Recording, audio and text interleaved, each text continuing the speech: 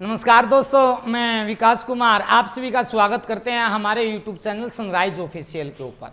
आज मैं काफ़ी दिनों के बाद मैं दोस्त वीडियो की शुरुआत करने वाला हूं, क्योंकि बीमारी के बाद फिर से आए हैं आज आप लोगों के बीच में एक टॉपिक लेकर के।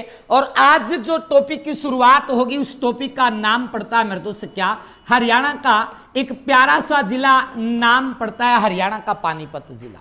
जब भी इस पानीपत जिले का कहीं पर जिक्र होता है तो मेरे दोस्त यहां से कई क्वेश्चन ऐसे हैं जो एग्जाम के अंदर पूछे जाते हैं। तो आइए शुरुआत करते हैं इस जिले से क्या क्या क्वेश्चन एग्जामिनर एग्जाम के अंदर पूछता है और क्या क्वेश्चन एग्जामिनर एग्जाम के अंदर नहीं आते हैं।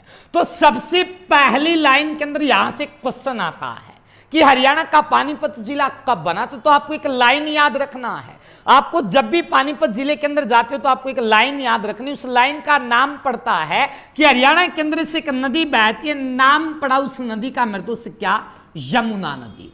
तो हरियाणा के अंदर से कौन सी नदी बहा, यमुना नदी। तो इस यमुना के अंदर क्या बहा, पानी बहता। तो यमुना का पानी रोडियों से होता हुआ, यमुना का पानी और रोडियों से होता हुआ, रोडियों से होता हुआ कहां पर पहुंचा, हरियाणा के कैथल जिले के अंदर पहुंचा। तो यहां से मेरे दोस्त मैंने एक लाइन लिखा है और इस लाइन के माध्यम से 4 जिले निकलते हैं। पहला जिला निकलता है इस यमुना से निकला, कौन सा जिला, यमुनानगर जिला। तो यमुना से निकलता है मेरे दोस्त कौन सा जिला, यमुनानगर जिला। दूसरा इस पानी से निकलता है हरियाणा का कौन सा जिला, पानीपत जिला। तीसरा इन रोडियों से निकलता है हरियाणा का रेवाड़ी जिला। और चौथा ये पानी कहां पर पहुंचा था, कैथल के अंदर पहुंचा था। तो यहां से 4 जिले निकाले, इन चारों के चारों जिलों की स्थापना जो हुआ था, इनकी स्थापना हुआ था मेरे दोस्त कब, 1 नवंबर सन 1989 के अंदर हुआ था। तो यहां से आपको ये बात याद रखनी है, हरियाणा के अंदर जो पानीपत जिला बना वो कब बना था, 1 नवंबर सन 1989 के अंदर बना। जब ये 1 नवंबर 1989 के अंदर हरियाणा का पानीपत जिला बना ना, तो इस पानीपत जिले को करनाल से अलग किया गया था 1989 के अंदर। 1989 के अंदर जब इसको अलग किया तो वापिस इस जिले को मेरे दोस्त कहां पर मिला दिया गया था, करनाल के अंदर मिला दिया गया था। तो बात आती है हरियाणा के इस पानीपत जिले का जो पुनः गठन किया गया था। तो यहां से इस बात को याद रखना, हरियाणा के पानीपत जिले का जो पुनः गठन हुआ था, इस जिले का पुनः गठन कब हुआ, 1 जनवरी सन 1992 के अंदर हुआ था। अगर आपसे यह पूछे पुनः गठन कब हुआ था तो आंसर 1 जनवरी 1992 लगा करके आना है। अगर आपसे यह क्वेश्चन पूछे हरियाणा के पानीपत जिले की स्थापना कब हुआ था तो स्थापना पूछा जाता है तो 1 नवंबर 1989 लगा करके आना। मैंने 2 क्वेश्चन बताए, दोनों के दोनों क्वेश्चन इंपॉर्टेंट हैं। इसके बाद मेरे दोस्त थोड़ा सा अगर हम आगे चलते हैं तो यहां से एक बात आता है, हरियाणा के इस पानीपत जिले का जो नाम पड़ा था। तो अगर यह क्वेश्चन पूछा जाता है हरियाणा के पानीपत जिले का जो नाम पड़ा वो नाम किसके नाम पर पड़ा। जब भी आप पानीपत के अंदर जाते हो तो एक नाम याद रखना कि पानीपत का नाम एक ऋषि के नाम पर पड़ा था। पानीपत का नाम किसके नाम पर पड़ा, एक ऋषि के नाम पर पड़ा। और उस ऋषि का नाम मेरे दोस्त क्या पड़ता है, पाणिनि ऋषि पड़ता है। तो यहां से यह बात आपको याद रखना है कि पानीपत जिले का जो नाम पड़ा किसके नाम पर पड़ा, पाणिनि ऋषि के नाम पर पड़ा। जो पाणिनि ऋषि है ना, इसके द्वारा एक किताब की रचना किया गया था। जो पाणिनि ऋषि है इसके द्वारा एक किताब की रचना किया गया था। वो आपको बताऊंगा वो मैंने क्या क्या अर्थशास्त्र की रचना जो किया पाणिनि ऋषि के द्वारा, वो आपको बताऊंगा कि क्या क्या बातें आएंगी क्या क्या ना आएंगी। लेकिन पहले एक बात याद रखना, जो पाणिनि ऋषि जो था जिसके नाम पर पानीपत जिले का नाम पड़ा, ये किसके शासन काल में रहता था। तो ये बात आपको याद रखना है कि पाणिनि ऋषि जो है किसके शासन काल में रहता था। तो पाणिनि ऋषि जो शासन काल था ना, तो उस समय शासन काल चला हुआ था मेरे दोस्त किस वंश का, शुंग वंश का। ये बात आपको याद रखना है, उस समय शासन काल किसका था, शुंग वंश का शासन काल था। और शुंग वंश की जो संस्थापक माना जाता, जिसने इस वंश की शुरुआत किया था, तो उस व्यक्ति का नाम पड़ता है मेरे दोस्त क्या, पुष्य है मित्र शुंग के नाम पर। तो यहां से इस बात आपको याद रखना, पुष्यमित्र शुंग नाम का व्यक्ति था जिसने किस वंश की शुरुआत किया, शुंग वंश की शुरुआत किया। और इस शुंग वंश का संस्थापक कौन, ये, और इसी के शासनकाल में कौन रहता था, उसका नाम पड़ता है मेरे दोस्त, क्या पड़ता है, पाणिनि ऋषि पड़ता है। तो पाणिनि ऋषि के नाम पर किस जिले का नाम पड़ा, पानीपत का नाम पड़ा। ये तो केवल नाम पड़ा था, आपको याद रखना कि पानीपत जिले का जो पुराना नाम पड़ता है,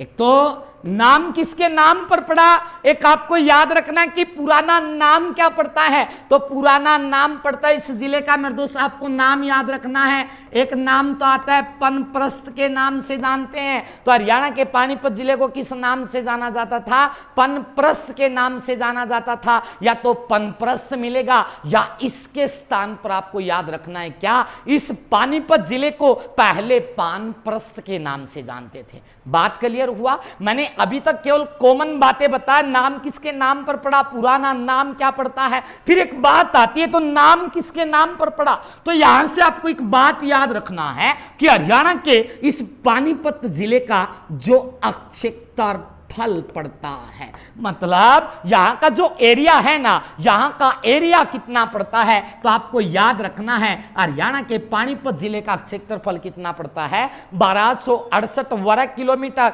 याद रखने का जरूरत ना है, आपको केवल 6 से 7 क्षेत्रफल ऐसे हैं जो आपको याद रखना है। पहला याद रखना सिरसा का 4277 वर्ग किलोमीटर, दूसरा आपको याद रखना हिसार का 3983 वर्ग किलोमीटर, तीसरा आपको याद रखना फरीदाबाद का 741 वर्ग किलोमीटर, चौथा आपको याद रखना पंचकुला का 898 वर्ग किलोमीटर, पांचवा आपको याद रखना पूरे हरियाणा का 44,212 वर्ग किलोमीटर, छठवां आपको याद रखना मेरे दोस्त कहां का, पूरे भारत का क्षेत्रफल 32,87,263 वर्ग किलोमीटर, और सातवां क्षेत्रफल आपको याद रखना आपका जिस भी जिले के अंदर जन्म हुआ, सोनीपत के अंदर हुआ 2122 याद रखना, पानीपत के अंदर हुआ 1268 याद रखना, अंबाला के अंदर 1574 याद रखना, यमुनानगर के अंदर 1768 याद रखना। जिस भी जिले के अंदर जन्म हुआ है वहां पर आपको पूछेगा कि अगर आप इंटरव्यू के अंदर गए हो, कहां से आए, पानीपत से, क्षेत्रफल कितना है, पानीपत का 1268 वर्ग किलोमीटर। तो ऐसी ऐसी कॉमन बातें आपको याद रखना पड़ेगा। इसके बाद में दोस्तों थोड़ा सा अगर हम आगे चलते हैं तो यहां से कई ऐसे क्वेश्चन है जो एग्जाम के अंदर आएंगे। तो सबसे पहली बात आपको मालूम होगा हरियाणा के पानीपत जिले के अंदर कितने युद्ध हुआ, 3 युद्ध हुआ। पानीपत के अंदर कितने युद्ध हुए थे भाई, 3 युद्ध हुए थे। तो अब बारी बारी से मैं जिक्र करने वाला हूं युद्धों के ऊपर, कौन कौन सा कब हुआ और किसके अंदर से क्या क्वेश्चन निकलेंगे। सबसे पहली बात, हरियाणा के अंदर इस पानीपत के अंदर जो पानीपत का पहला युद्ध हुआ था, पानीपत का जो पहला युद्ध हुआ था,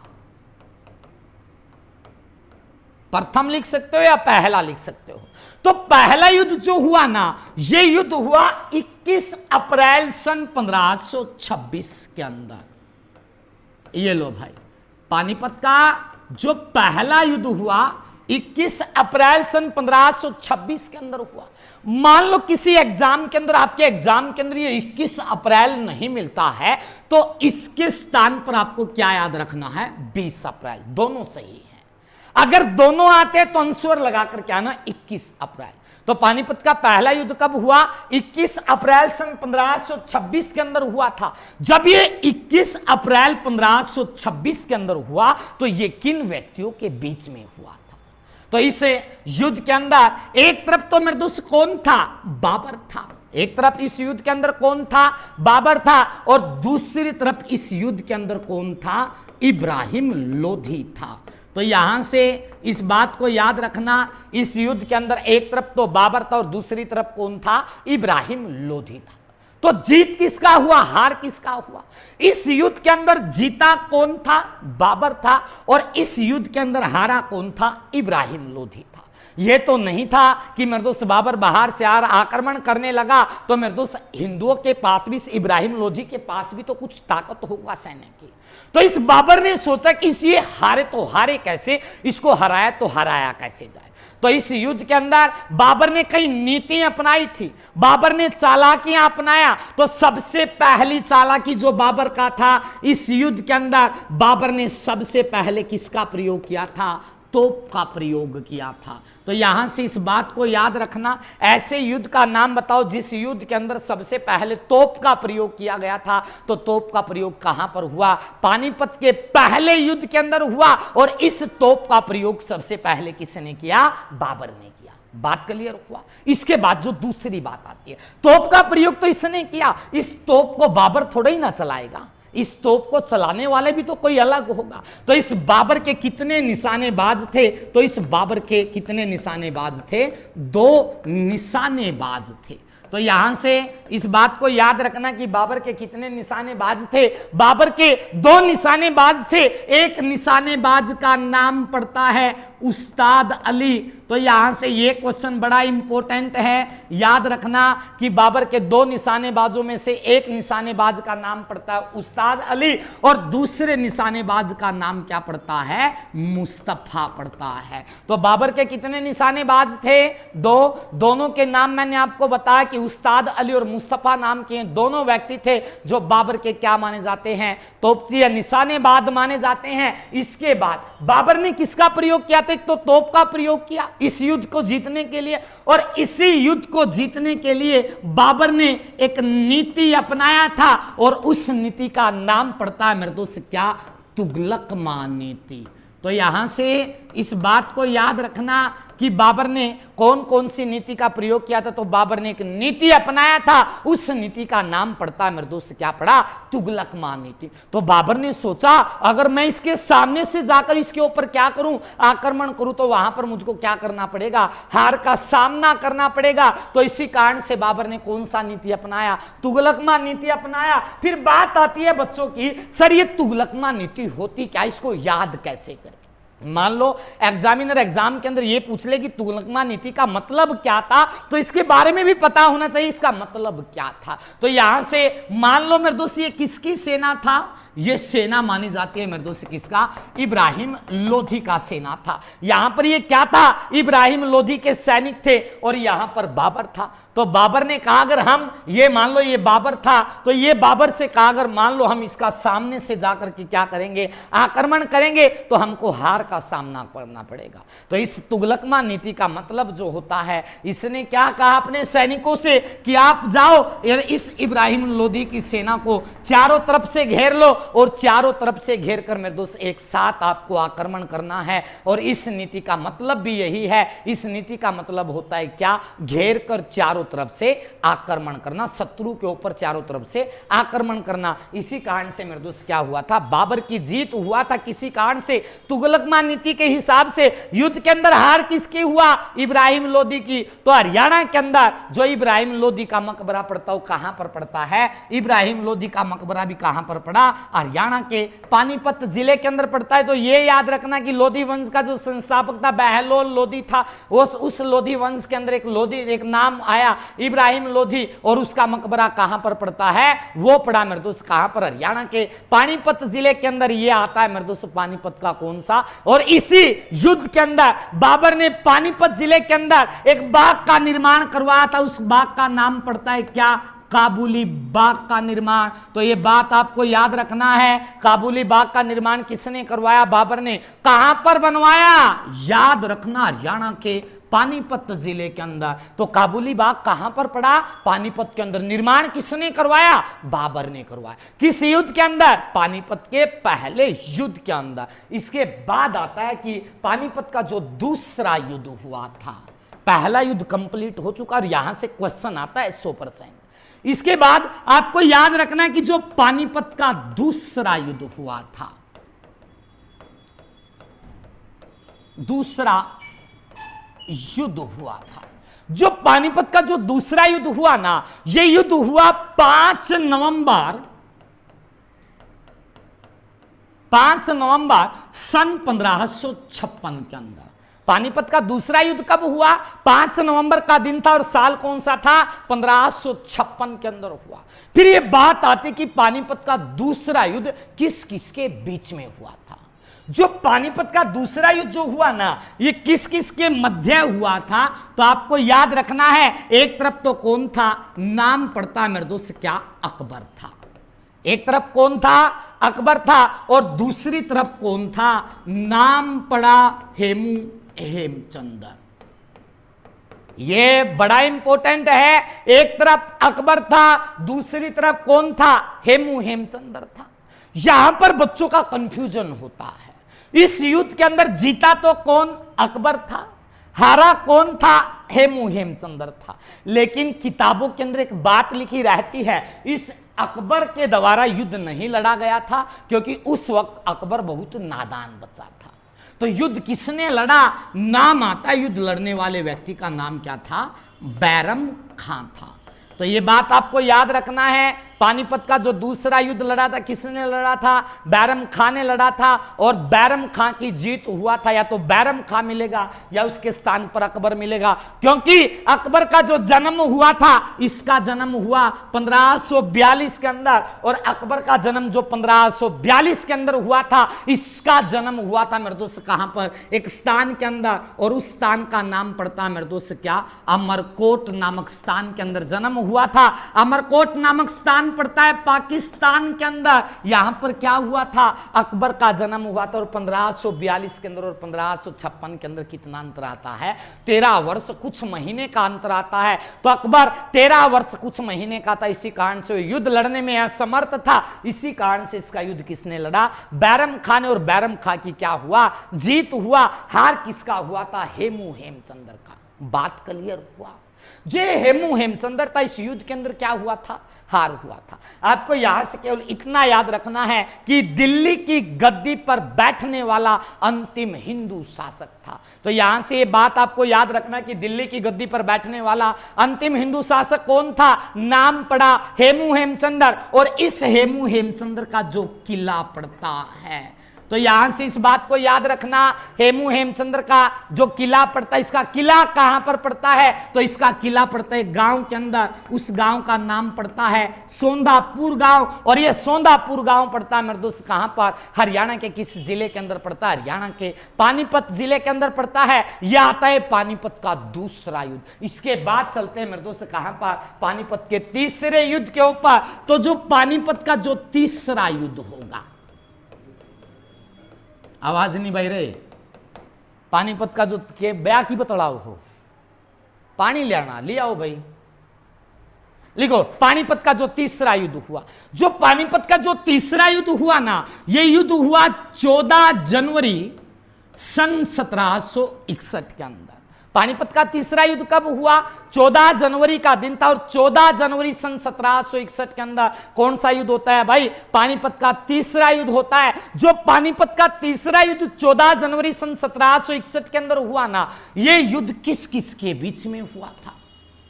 ये जो युद्ध हुआ, ये युद्ध किस किस के बीच हुआ? तो इस युद्ध के अंदर एक तरफ तो कौन था? अहमद शाह अब्दाली था। अहमद शाह अब्दाली था। और दूसरी तरफ जो थे उसके अंदर कौन था? मराठों के बीच में हुआ था। एक तरफ कौन था?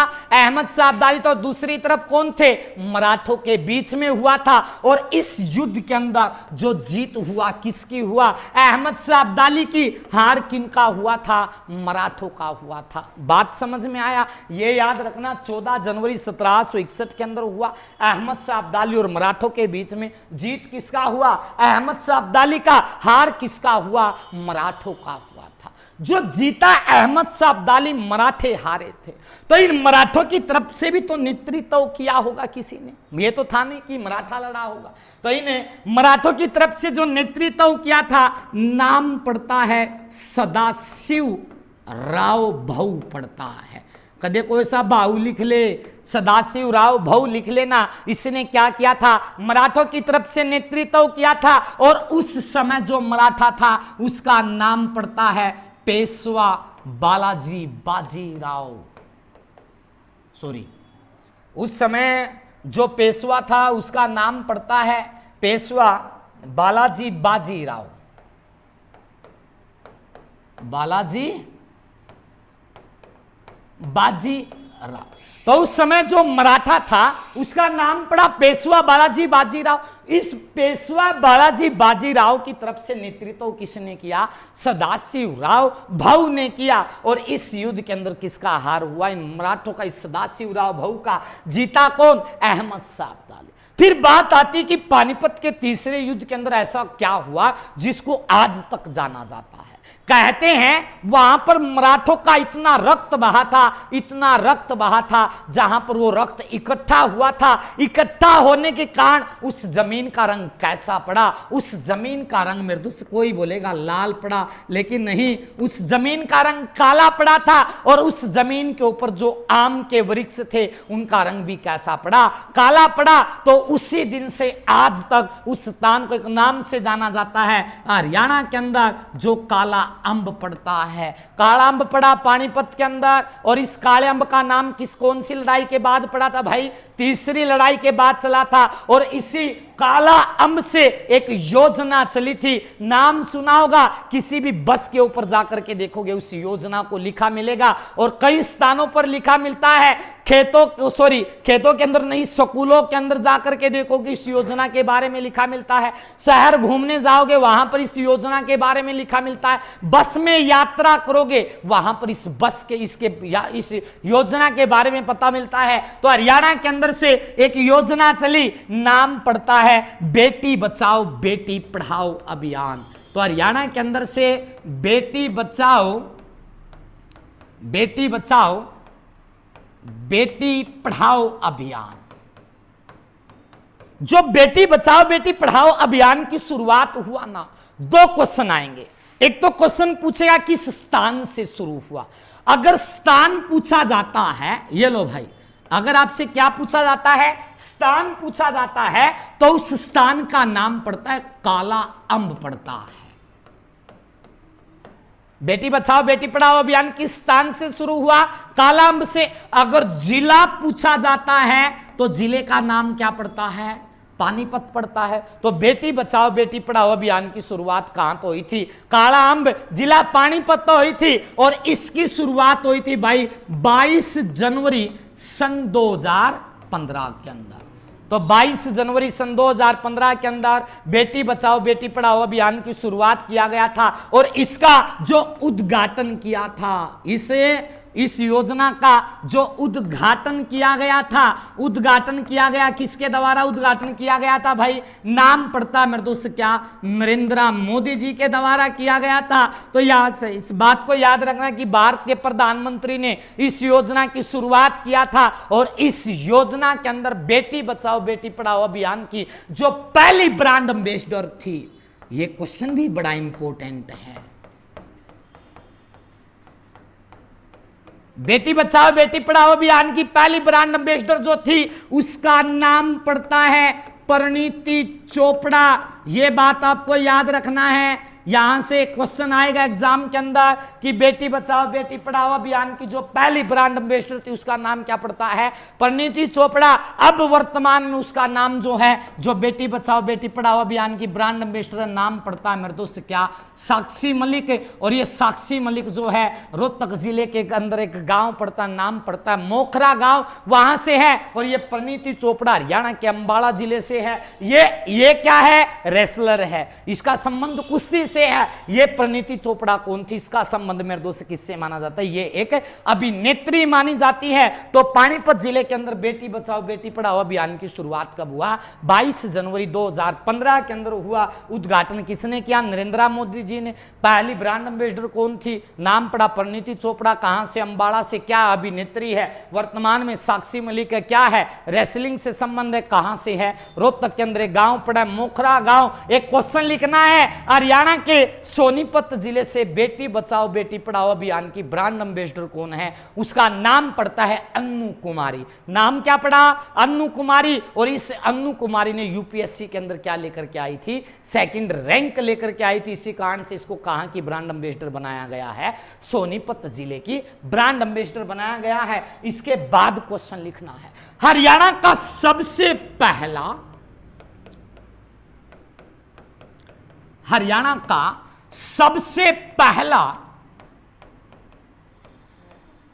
सबसे पहला जो अनाज बैंक बनाया गया है,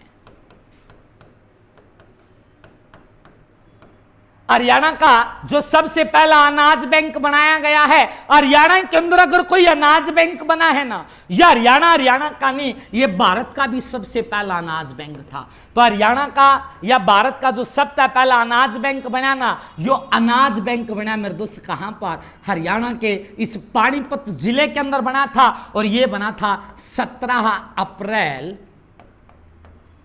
सन 2016 के अंदर। हरियाणा का जो सबसे पहला अनाज बैंक बना वो कहां पर बना, पानीपत के अंदर बना। और ये हरियाणा का नहीं, भारत का भी सबसे पहला क्या माना जाता है, अनाज बैंक माना जाता है, जो कि कहां पर बनाया गया है, हरियाणा के पानीपत जिले के अंदर बनाया गया है। इसके बाद क्वेश्चन लिखना है, इंडियन ऑयल कॉरपोरेशन का जो पहला तेल शोधक कारखाना लगाया गया है, तेल शोधक कारखाना, इंडियन ऑयल कॉरपोरेशन का जो पहला तेल शोधक कारखाना लगाया गया है, आपको याद रखना एक गांव का नाम पड़ता है बाहोली गांव।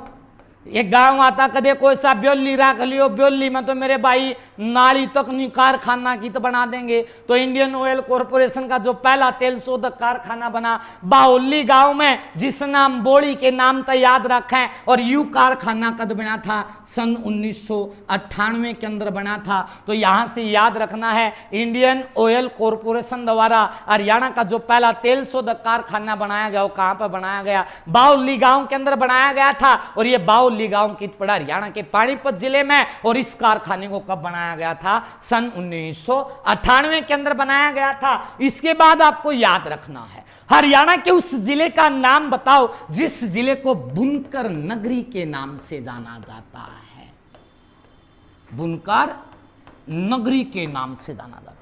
या तो बुनकर नगरी मिलेगा, या इसके स्थान पर आपको याद रखना है बुनकरों का शहर किसे कहा जाता है। तो बुनकर नगरी या बुनकरों का शहर कहा जाता है, किस जिले को कहा जाता है, हरियाणा के पानीपत जिले को कहा जाता है। इसके बाद आपको याद रखना है, हरियाणा के उस जिले का नाम बताओ जिसको ऊन सिटी के नाम से जाना जाता है। तो ऊन सिटी भी किसे कहा जाता है, हरियाणा के किस जिले को कहा जाता है, पानीपत को। जितने भी ऊनों से संबंधित जो वस्त्र, जो कपड़ा बनाया जाता है, वो कहां पर बनाया जाता है, पानीपत के अंदर। बुनकर नगरी के नाम से किसे जाना जाता है, पानीपत को जाना जाता है। फिर एक बात आती है, सबसे ज्यादा जो बासमती चावल उगाए जाते हैं, सबसे ज्यादा जो बासमती चावल उगाए जाते हैं ना, ये लो भाई, बासमती चावल,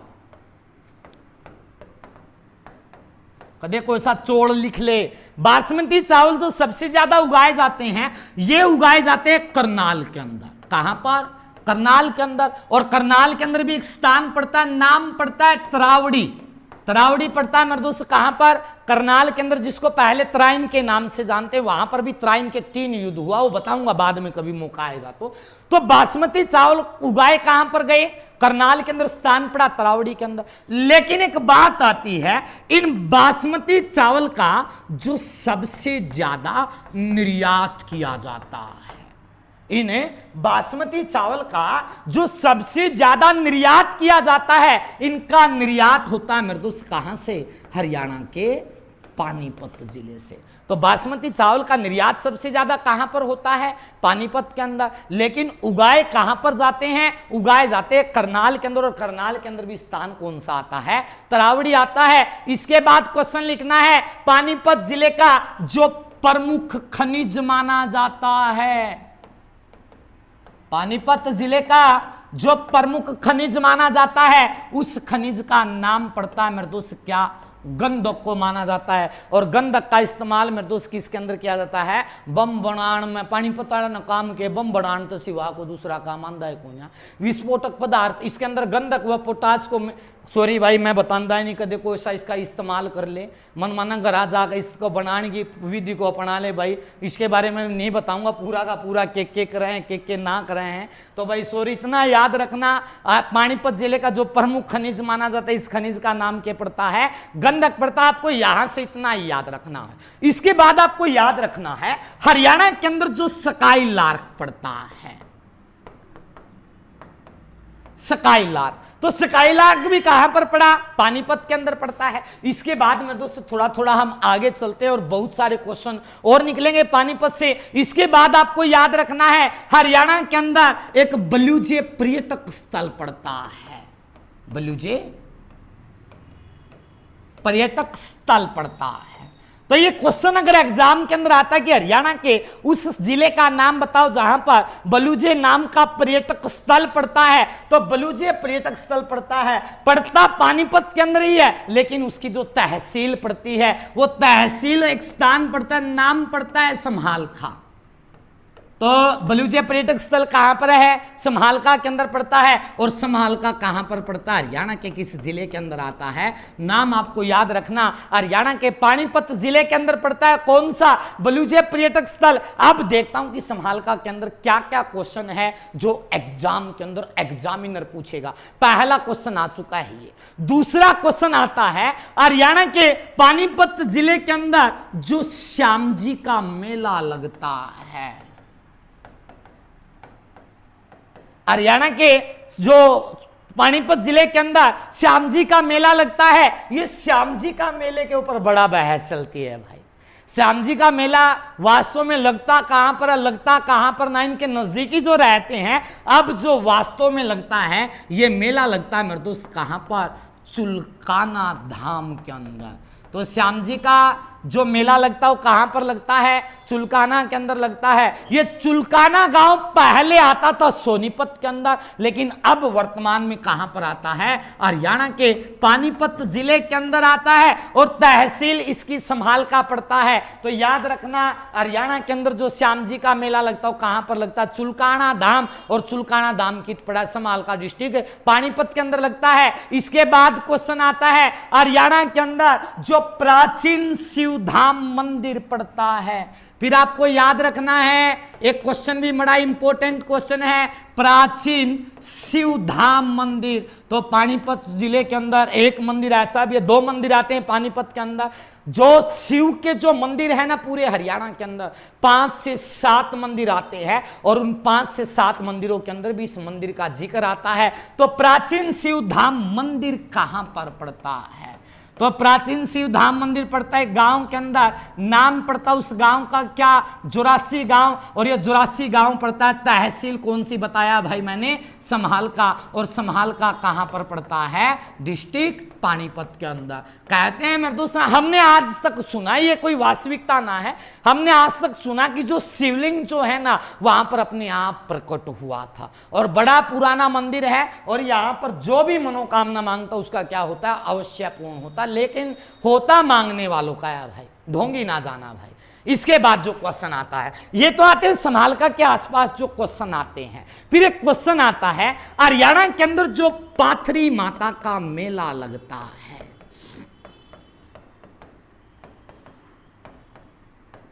हरियाणा के अंदर जो पाथरी माता का मेला लगता है, ये पाथरी माता का मेला भी एक गांव के अंदर लगता है और उस गांव का नाम पड़ता है पाथरी गांव। और ये पाथरी गांव पड़ता है तहसील इसराना के अंदर। और इसराना पड़ता है मेरे दोस्त कहां पर? हरियाणा के किस जिले के अंदर पड़ता है? हरियाणा के पानीपत जिले के अंदर पड़ता है। अगर कोई एग्जामिनर एग्जाम के अंदर क्वेश्चन पूछता है कि पूरे हरियाणा के अंदर जो पाथरी माता का मेला लगता है, वो पाथरी माता का मेला कहां पर लगता है? हरियाणा के पानीपत जिले के अंदर लगता है। मान लो ये क्वेश्चन एग्जाम के अंदर ना आए, एक क्वेश्चन आए कि हरियाणा के अंदर जो बंगालन माता का मेला लगता है वो कहां पर लगता है? तो बंगालन माता का मेला भी कहां पर लगेगा? पाथरी गांव जिला इसराना के अंदर लगेगा। और जिला पानीपत के अंदर लगेगा। तहसील कौन सा पड़ता है? इसराना पड़ता है। इसके बाद क्वेश्चन आता है हरियाणा के अंदर जो देवी मंदिर पड़ता है।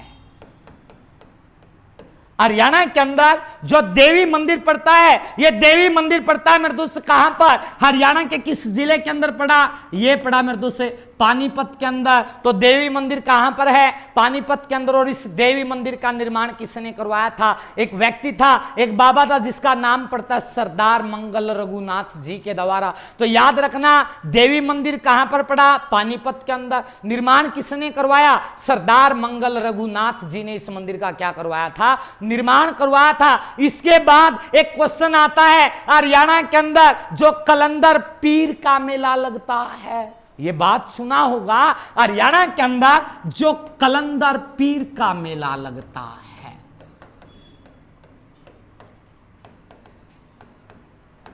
कलंदर पीर का मेला, जो कलंदर पीर का मेला लगा ना, ये कलंदर पीर का मेला लगा मेरे दोस्त कहां पर? पानीपत के अंदर लगा। लो भाई, कलंदर पीर का मेला कहां पर लगा? ये कलंदर पीर का मेला लगा, पानीपत के अंदर लगता है। और इस मेले का आयोजन किस महीने के अंदर होता है? तो इस मेले का आयोजन होता है रमजान के महीने में। तो यहां से ये बात भी आपको याद रखना है, कलंदर पीर के मेले का आयोजन किस महीने के अंदर होता है? रमजान के महीने में होता है। और इस मेले का आयोजन कितने दिन तक होता है? पूरा 1 महीना तक होता है। याद रख लोगे? एक बार पानी पी लो भाई।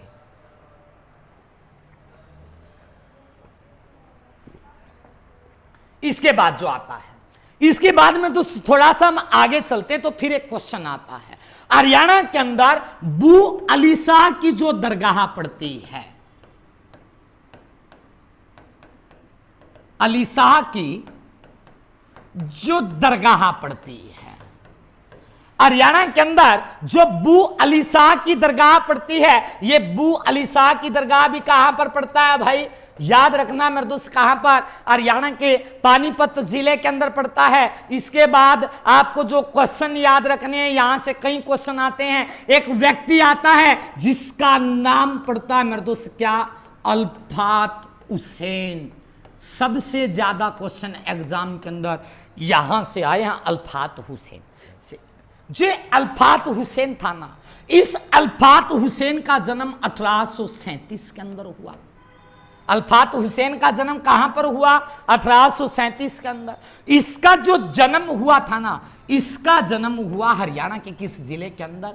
पानीपत जिले के अंदर। जन्म 1837 के अंदर हुआ और जीवित रहा 1914 तक। जन्म 1837 में हुआ और जीवित रहा कब तक? 1914 तक। जे अल्फात हुसैन था ना, आप सोचोगे कि मैंने नाम क्यों लिखवाया, बड़ा प्रमुख इंसान था, बड़ा इंपॉर्टेंट क्वेश्चन निकल करके आते हैं। जो ये अल्फात हुसैन था, ये एक उर्दू भाषा का कवि था। किस भाषा का कवि था? उर्दू भाषा का कवि था। ये कहने का मतलब ये एक शायरी की दुनिया के अंदर एक व्यक्ति था। बात क्लियर हुआ? जो अल्फात हुसैन था ना, ये उर्दू भाषा का कवि था। और इस अल्फात हुसैन के गुरु का जो नाम पड़ता है, इसके गुरु का नाम पड़ता है मेरे दोस्त क्या? असदुल्ला खां गालिब।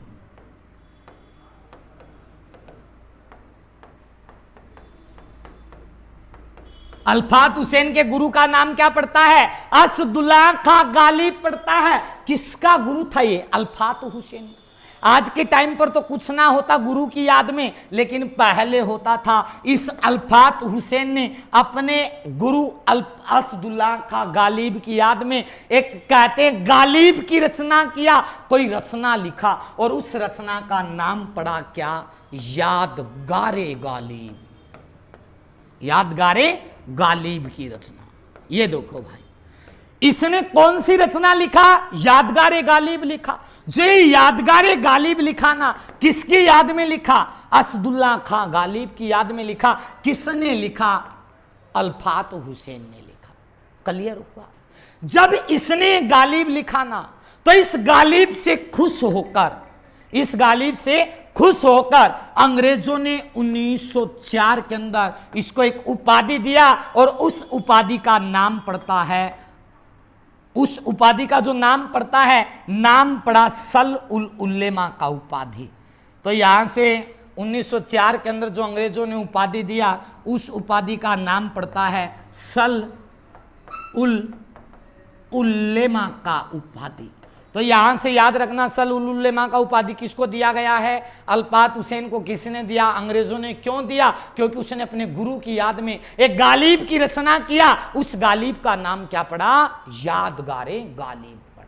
और इस अल्पात हुसैन की याद में अभी उर्दू के क्षेत्र में इनाम दिया, पहले 1 लाख रुपया दिया जाता था, अब मेरे हिसाब से 2 लाख कर दिया गया है। तो यहां से इतना याद रखना, उर्दू के क्षेत्र में कितना रुपया दिया जाता है, 1 लाख रुपया दिया जाता है। इसके बाद जो क्वेश्चन आता है, यहां से क्वेश्चन आता है कि हरियाणा के अंदर, हरियाणा के पानीपत जिले के अंदर जो कहते हैं शिवरात्रि के उपलक्ष्य पर मेला लगता है, शिवरात्रि के उपलक्ष्य पर जो मेला लगता है ना, वो मेला कहां पर लगता है? एक गांव के अंदर लगता है। उस गांव का नाम पड़ता है बादड़ गांव, और बादड़ गांव कित पड़ता है भाई? हरियाणा के पानीपत जिले के अंदर पड़ता है। चलिए आज की इस वीडियो के अंदर मेरे दोस्त पूरा का पूरा पानीपत जिला, अगर आपको ये जिला अच्छा, आपको ये टॉपिक अच्छा लगा तो लाइक, शेयर और सब्सक्राइब जरूर करना। धन्यवाद।